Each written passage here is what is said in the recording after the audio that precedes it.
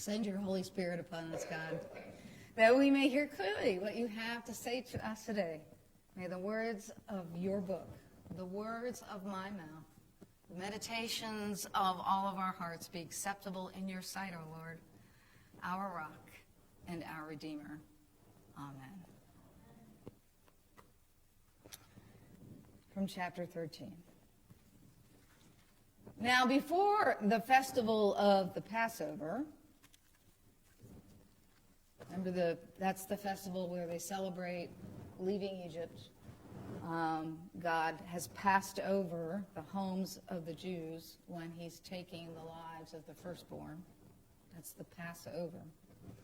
Now, before the festival of the Passover, Jesus knew that his hour had come to depart from this world and go to the Father. And having loved his own who were in the world, he loved them to the end. The devil had already put it in the heart of Judas, the son of Simon Iscariot, to betray him. And during supper, Jesus, knowing that the Father had given all things into his hands, and that he had come from God and was going to God, got up from the table, took off his outer robe, and tied a towel around his waist.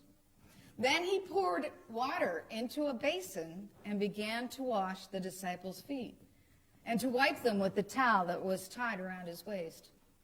He came to Simon Peter, who said to him, "Lord, are you going to wash my feet?"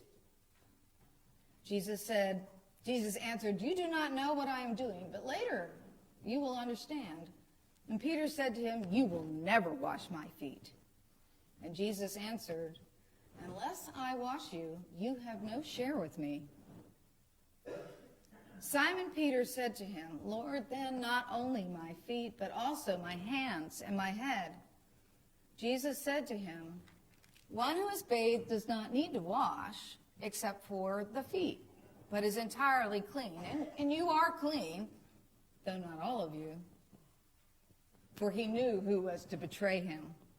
And for this reason he said, "Not all of you are clean."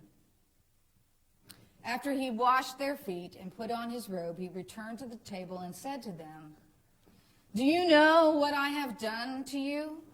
You call me teacher and Lord, and you are right, for that is what I am.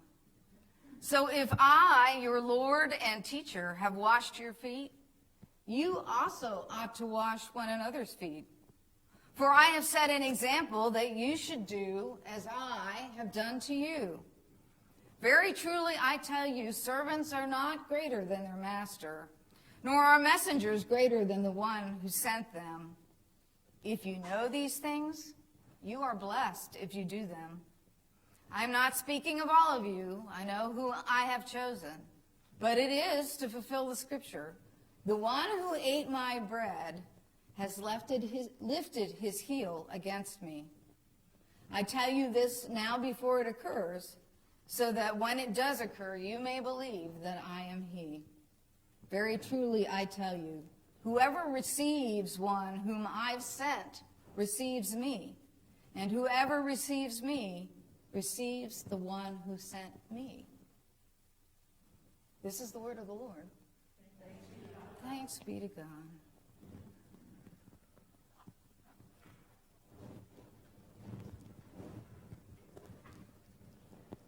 All right. I have a sermon. I wrote it down. I didn't put a tile on it. Here we go.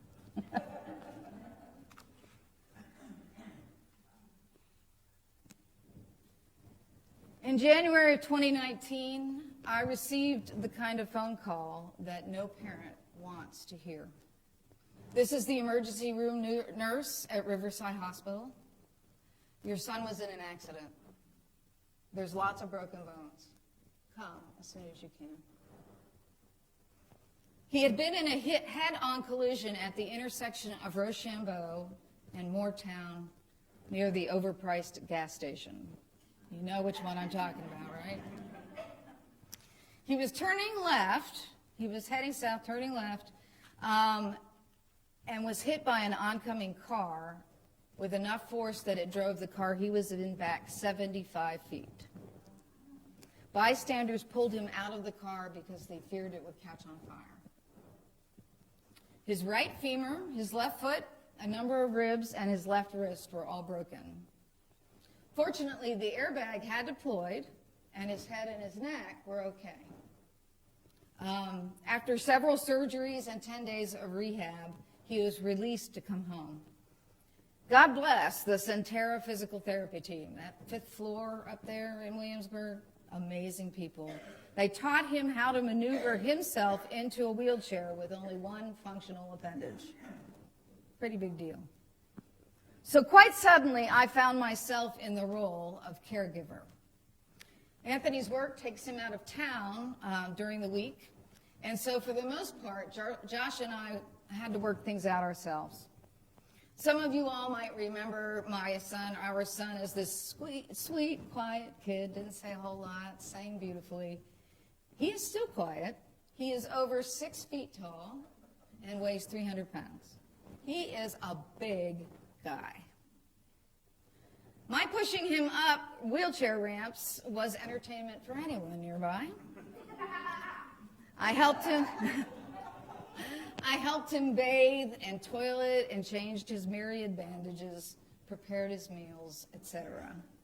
Made sure he got his meds. If you've ever been a caregiver, you know what I'm talking about. It was hard on him. He was not a fan of having to be so dependent, and he was embarrassed. It was hard on me. The church that I worked for was gracious enough to allow me a great deal of flexibility, and I did a lot of my work from home. You all now know what that feels like.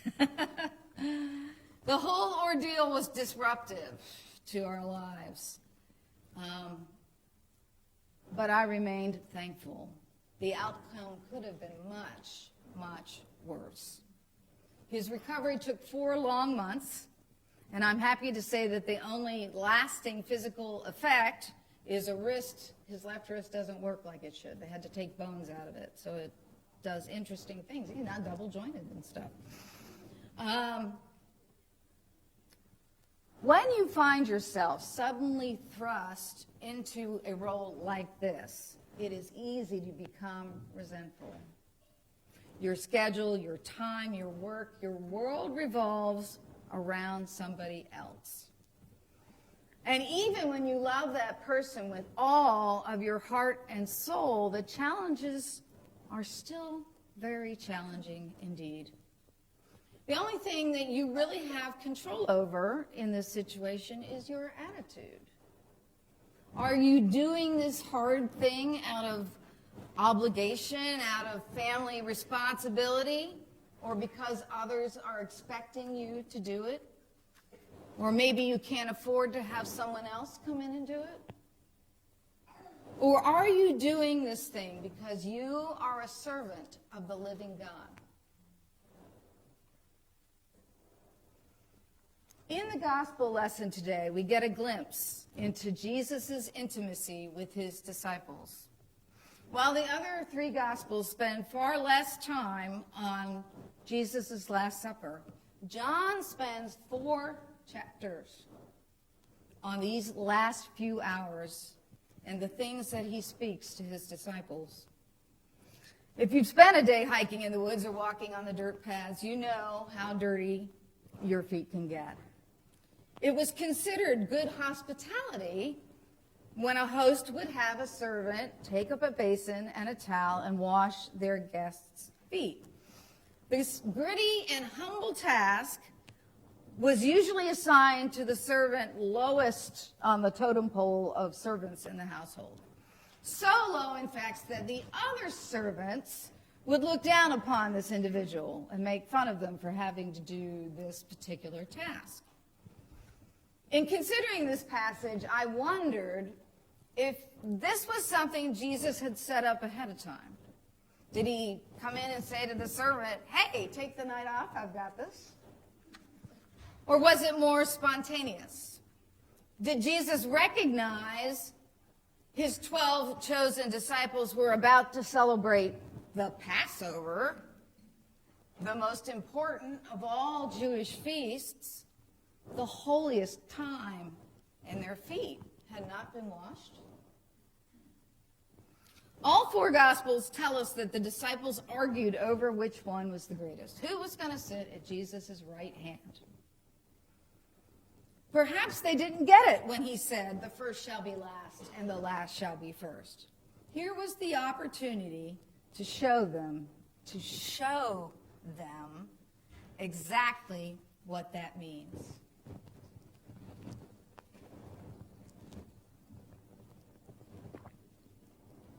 So Jesus gets up from the table. Had the meal already begun? Was this an interruption in the carefully scripted Passover ritual, a tradition passed down for millennia? Whatever the case, Jesus gets the attention of the disciples, right? Brash Peter gives voice to what the rest of the disciples may be thinking. I got ahead of myself a little bit. Jesus gets up from the table, takes off his outer garment, and now he's dressed in a tunic. It was really just, a piece of cloth with a hole in the middle for the head. This is what the servants wore when they were indoors. And so he now looks the part of the servant. Wrapping the towel around his waist, he kneels before each disciple in turn, even the one who will betray him. And he cleanses their filthy feet, a gesture of humility and deep kindness. So Brash Peter gives voice to what the others may be thinking. Not my feet, Peter says defiantly. Jesus responds, if I don't wash your feet, then you are not part of me. Was Jesus' tone compassionate, or was Jesus frustrated that his rock still didn't get it? So if I, your Lord and teacher, have washed your feet, you also ought to wash one another's feet. For I have set for you an example, that you should do as I have done to you. Very truly, I tell you, servants are not greater than their master, nor are messengers greater than the one who sent them. If you know these things, blessed are you if you do them. Other translations say, happy are you if you do them. Happy, blessed, content as a servant.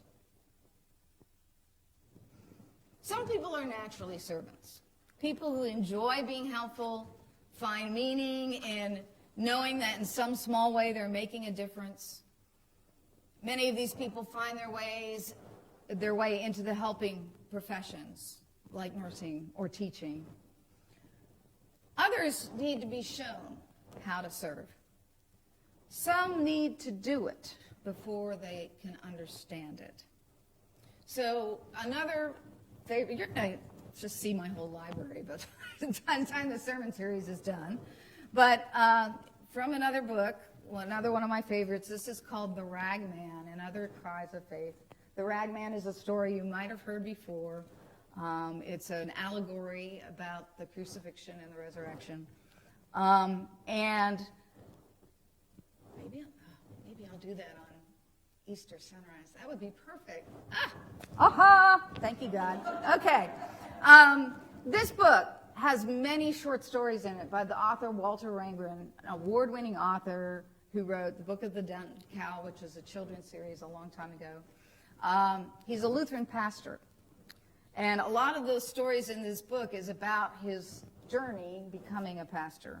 So I'm going to read you a little bit about that after I give you a kind of a forward. Those of you who have been here a while might remember we had a special camp for kids with diabetes called Camp Jordan, and we would bring those kids to worship here when they were at camp. It is the camp for children with diabetes for the whole state of Virginia. So anything we did religious was optional. And so we couldn't just speak to children about Jesus. They had to be given the option. You may also know that people with diabetes check their blood sugar, most people, but now we have these new plug-in devices, right, that stay on your body, but most people have to lance their finger, get a drop of blood, put it on a strip, put the strip in the glucometer.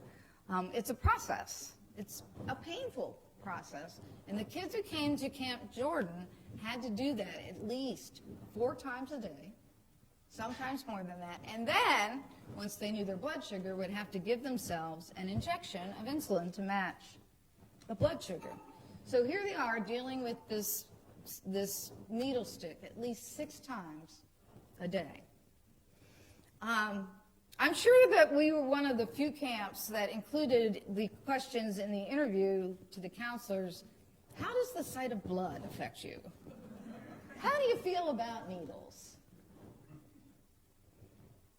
How then would I prepare young leaders for Camp Jordan?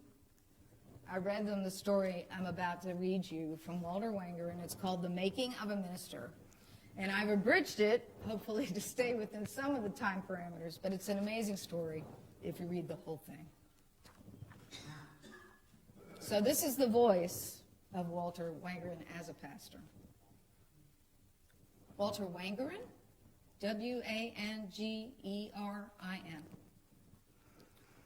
I wish to memorialize Arthur Fort, dead the 3rd year of my ministry, poor before he died, unkempt, obscene, sardonic, arrogant, old, lonely, black, and bitter, but one whose soul has never ceased to teach me. From Arthur, from the things that this man demanded of me, and from my restless probing of this experience, I grow. Arthur lived in a shotgun house, so called because it was 3 rooms in a dead straight line, built narrowly on half a city lot. And I can help you with the visual. He lived in Chicago. More properly, Arthur lived in the front room of his house, or rather, to speak the cold, disturbing truth, Arthur lived in a rotting, stuffed chair in that room, from which he seldom stirred for the last year of his life. Nor during that year did anyone mourn his absence from church and worship. I think most folks were grateful that he had turned reclusive, for the man had a walk and a manner like a toad, a high-back slouch and a burping contempt for fellow parishioners. No, none felt moved to visit the man when he became homebound, except me. I was the pastor, so sweetly young and dutiful, it was my job. And Arthur phoned to remind me of my job.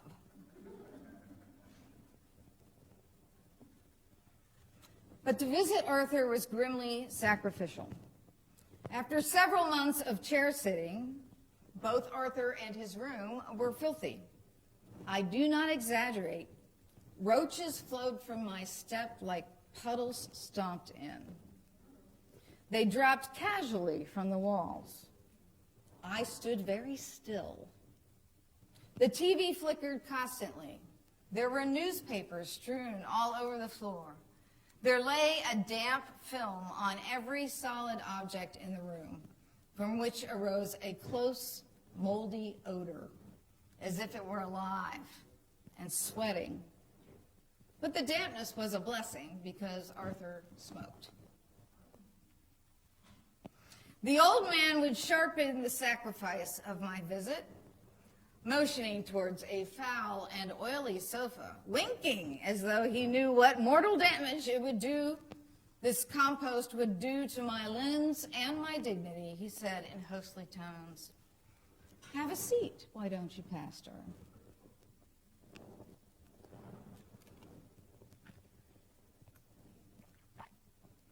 From the beginning, I did not like visiting Arthur Fort.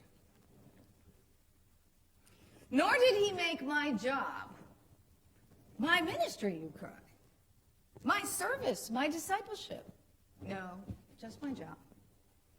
Any easier. He did not wish a quick psalm, a professional prayer, devotions. Rather, he wanted acutely to dispute a young clergyman's faith. 70 years a churchgoer, the old man narrowed his eye at me and debated the goodness of God. With incontrovertible proofs, he delivered shattering damnations of hospitals at which he had worked and doctors whom he had closely associated with. I'll never go to a hospital. That cockroach is more truthful of what he's about, ho-ho. I'll never lie in a hospital bed, ho-ho. And then somehow the failure of doctors he wove into his intense argument against the goodness of the deity, and he slammed me with facts, and I was a fumbling, lubbery sort to defend the Almighty. When I left, I was empty in my soul and close to tears, and testy, my own faith seeming most stale, flat, unprofitable at the moment. I did not like to visit Arthur Fort. Then came the days of his incontinence, both physical and religious. The man was by late summer failing. He did not remove himself from the chair to let me in. I entered through an unlocked door, nor even to pass urine, which entered the compost chair and possibly see me. The August heat was unbearable and dangerous to one in his condition. Therefore, I argued that Arthur go to the hospital despite his criticisms of the place. No, he had a better idea. Ho-ho, he took off all his clothes. Naked, Arthur greeted me. Naked, finally, the old man asked my prayers and the devout performance of private worship, and we prayed. Naked, too, he demanded communion. Oh, these were not the sorts of conditions I had imagined. It is an embarrassing thing to put bread into the mouth of a naked man. My body, my blood. And Arthur's belly and his groin, he'd raised the level of my sacrifice to anguish, and I was mortified. And still, he was not finished. For in those latter days, the naked Arthur Fort asked me, his pastor, to come forward and put his slippers on, his undershorts, his pants. He leaned on me, and I put my arm around his naked back, and I drew the pants up his naked leg, and I groaned deep, deep in my soul. I groaned. We hurt, he and I. But this was the sacrifice beyond my telling it.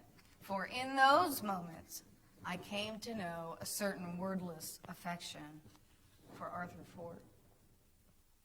Now, read me your words, ministry and service and discipleship.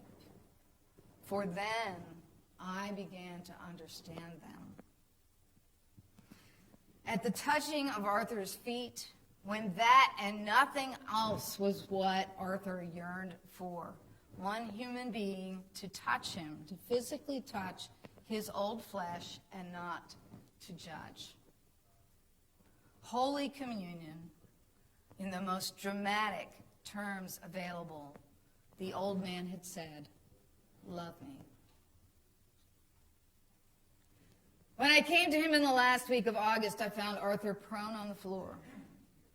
He had fallen from his chair during the night, but his legs were too swollen and his arms too weak for climbing in again. I said, "Arthur, this is it. You're going to the hospital." He was tired. He didn't want to argue anymore. He let me call 2 other members of the congregation, and while they came, I dressed him, and he groaned profoundly. He groaned when we carried him to the car. He groaned even during the transfer from car to wheelchair. Douglas and Clarence and I had brought him to the emergency room. But once inside the shining building, his groaning took on new meaning. "I'm thirsty," he said. "Would you get him a drink of water?" I asked. "No," she said. "What?" "No," she said. "He can ingest nothing until his doctor is called." "But water?" "Nothing." "Well, then would you contact his doctor?" "That will be done by the unit nurse when he's in his room." Arthur, slumped in his chair, hurting, said, I'm thirsty. And I said, well, then can I wheel him to his room? I'm sorry, no, she said. Please, I'm his pastor. I will take responsibility for him. In this place, he's our responsibility, not yours, she said. Be patient, and aid will get him up in good time. Oh, Arthur, forgive me for not getting you water at home. Forgive us the good time, 20 minutes waiting without a drink. Forgive us our rules, our irresponsibility. Even in his room, they took the time to wash him to take away the stink before they brought in the water. He slept an hour. I sat at bedside, my face in his hands. And then suddenly he started awake and stared about himself. Where am I? Where am I? He called. In the hospital, I answered. And then he groaned horribly. Why am I?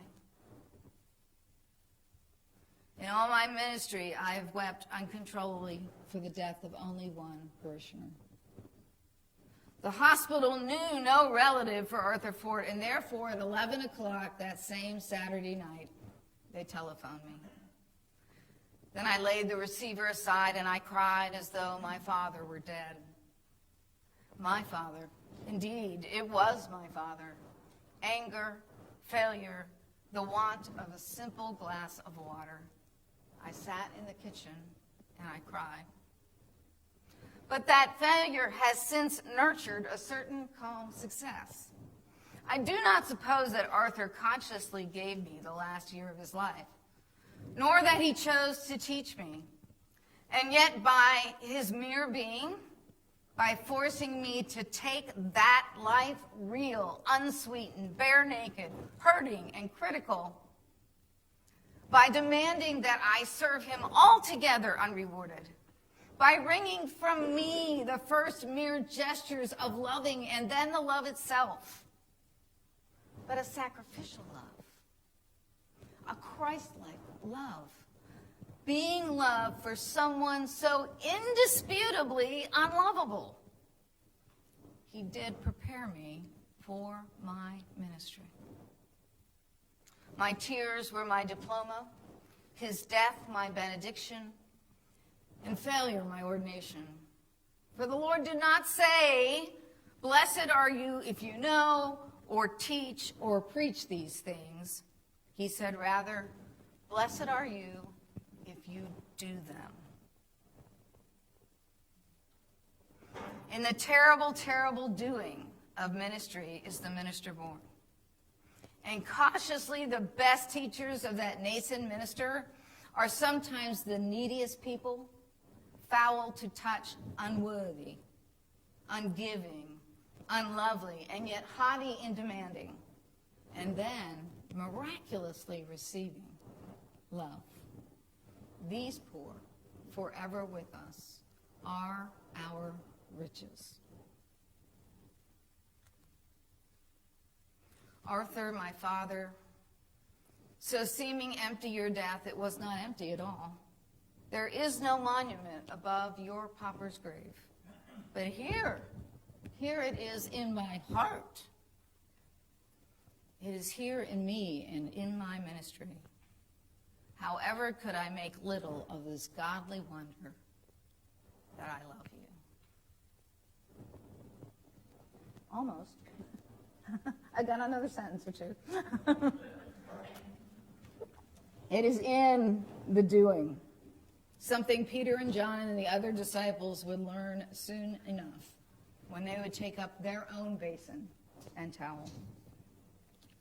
We did evaluations at the end of every summer at McKinney Woods, and almost every single one of those counselors would say that Camp Jordan was their favorite session. We couldn't talk about Jesus with the kids. It was a public program, right? So you get that? So instead, we lived like Jesus. You know the quote attributed to St. Francis, right? Preach the gospel at all times. If necessary, use words.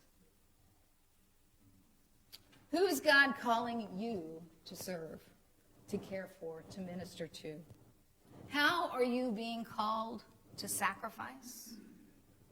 Who is God calling this family of Christ followers to be? Many of you commented on this phrase from last week's sermon that instead of WWJD, what would Jesus do? Perhaps we should think instead BWJI, be who Jesus is. I think about that when I watch the stories coming out of Ukraine and Eastern Europe.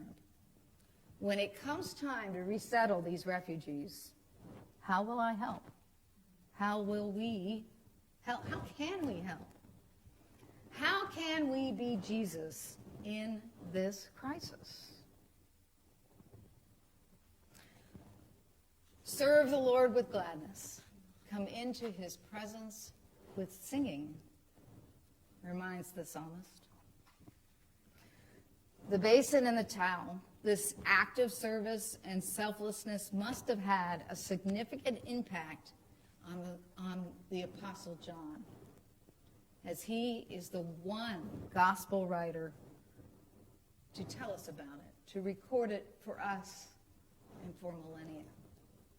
I know it has made a difference in me, and I pray it makes a difference in you. Thanks be to God. Amen.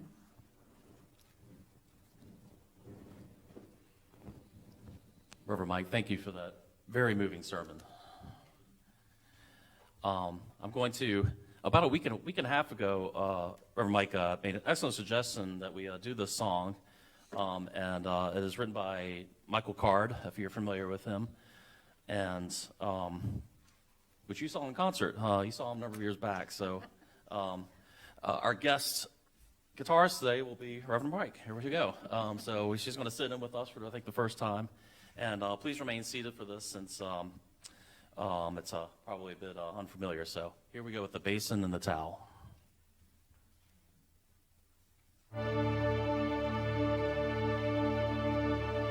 And the call is to community.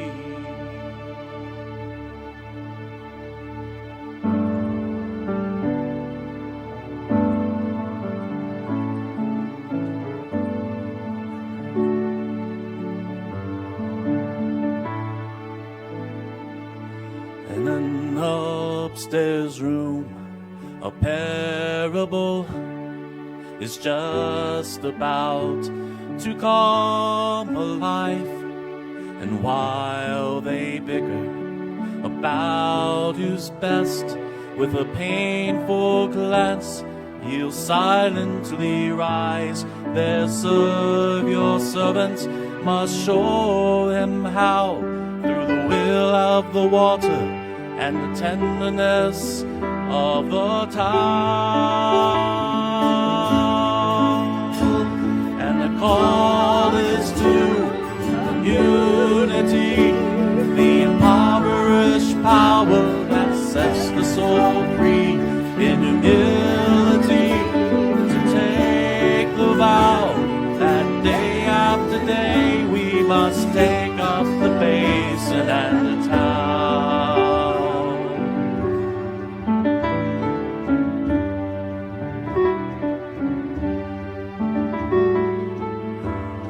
In any ordinary place, on any ordinary day, the parable can live again. For the man will kneel and one will yield. Our Savior servant must show us how, through the will of the water and the tenderness of the town. And the space between ourselves sometimes is more than a distance between the stars. By the fragile bridge of the servant's bow, we take up the basin and the towel. And the call is to community, the impoverished power that sets the soul free in humility, community to take the vow that day after day we must take up the basin, and the call is to community, the impoverished power that sets the soul free in humility, to take the vow that day after day we must take up the basin, and day after day we must take up the basin, and day after day we must take up the basin. And the town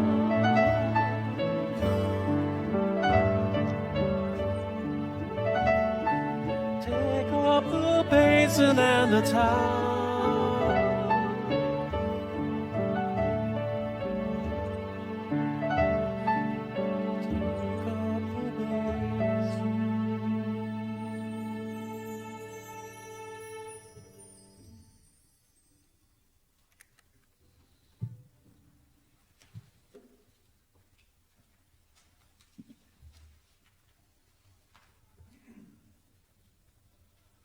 When a song ends like that, it's called unresolved.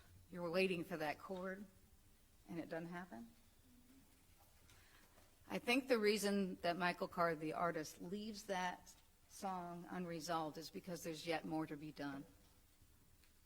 And that unresolved chord is a call to us to go and be that community.